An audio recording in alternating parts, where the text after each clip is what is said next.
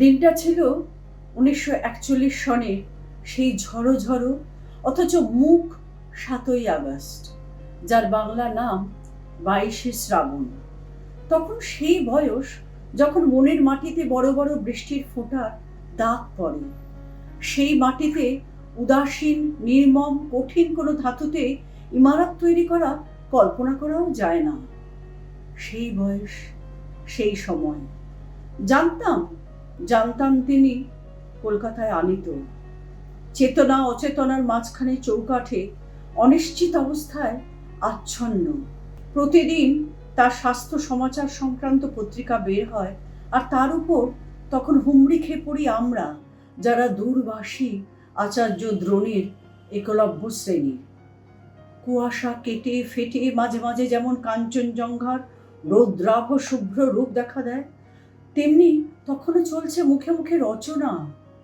প্রায় প্রত্যহ একটি অবিশ্বাস্য সেই সব ঘটনার সাক্ষী তখনকার প্রভাতী পত্রিকাগুলির কয়েকটি সংখ্যা। আর অজ্ঞাত অগণিত আমরা তখনও কি সেই প্রত্যাশা করছি না যে পরম আশ্চর্য কোনো প্রত্যাবর্তন ঘটবে, কিংবা সত্যবানের মতন তারও প্রাণ প্রত্যর্পণে বাধ্য হবেন একালে সেই মৃত্যু অধিপতি। জীবন ও মরণের সীমানা ছাড়িয়ে কম্পিত পায়ে তিনি তো আগেও এসে দাঁড়িয়েছিলেন প্রান্তিক এক বিন্দুতে, কিন্তু ফিরেও তো এসেছিলেন আবার। ইতিহাসকে নিজেকে আবৃত করতে পারে না, আবার পারে হয়তো, করেনি।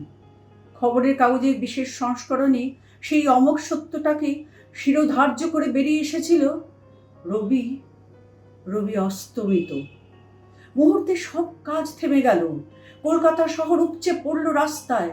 স্কুল কলেজ শূন্য, রাজকার্য অর্থহীন হয়ে গেল। উকিলের সামলা, পাদ্রির আলখাল্লা, হলুদ আর গেরুয়া রঙের উত্তরীয়, গোল টুপি, বাঁকা টুপি, পাগড়ি, কেউ চলছে, কেউ ছুটছে, কেউ বা দাঁড়িয়ে আছে চুপ করে।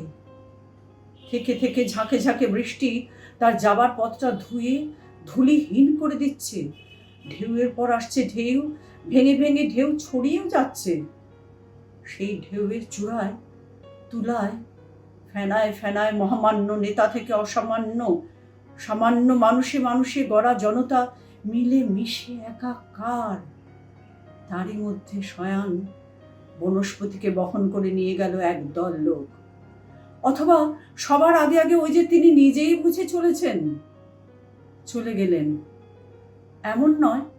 এমন নয় যে অকাল মৃত্যু, এমন নয় যে অপ্রত্যাশিত। তবু সেই মুহূর্তে কঠিন মাটি ফেটে গিয়ে গহ্বর খুলে গেল। রবীন্দ্রনাথ নেই। কে আমাদের ভালোবাসবেন, শাসন করবেন? কাকে আমরা উত্ত্যক্ত করব সেই সব তুচ্ছ দাবি নিয়ে, যা শুধু তারই হাতে রত্ন হয়ে উঠত? স্বদেশের সংকটের সময় কে আমাদের পরামর্শ দেবেন, তর্কযুদ্ধ মিটিয়ে দেবেন কে? জগৎটাকে এনে দেবেন আমাদের দরজায়, আমাদের নবজাত সন্ততির নামকরণ করবেন, আমাদের জীবনে ও প্রতিষ্ঠানগুলোতে অর্পণ করবেন স্বীয় মর্যাদা। এতক্ষণ শক্ত ছিলাম, না, পারছি না সদ্য সৃষ্ট শূন্যতাকে পূরণ করতে। না আছে শক্তি, তবু শূন্য নয় বলতে। কিন্তু যেই চোখে পড়ল টেবিলের উপর রাখা তার সঞ্চয়িতা কাব্য সংকলনটি, সেই মুহূর্তে নিজেকে আর ধরে রাখা গেল না। একটা আঘাত ভেতরটাকে আমূল কাঁপিয়ে দিয়ে গেল। যেন এই দেখাটুকুর অপেক্ষাতেই ছিলাম। প্রয়োজন ছিল sweet my child, I live for the বলে ভেঙে পড়া জননীর মতন। কতবার পড়া তার কবিতাগুলোকে মনে হলো অনাথ, পিতৃহীন। স্রষ্টার অন্তর্ধানে তার সৃষ্টি কি করুন। আস্তে আস্তে বাষ্প জমছে চোখের পাতায়, মনের দিগন্তে, আর কালো কোমল ছায়ায় টের পাচ্ছি ঢেকে যাচ্ছে সূর্যগ্রাসের সময় যেমন ঢাকে। অঝোর বর্ষণ তখন আর বাইরের প্রকৃতিতে নেই। সেই জলধারা ঠাঁই নিয়েছে ঘরে ঘরে, টলমল মনের পর মনে। পরিবেশ যখন স্নাত স্নিগ্ধ, তখন বন্যিমান চিতা জ্বলছিল গঙ্গার কোলে।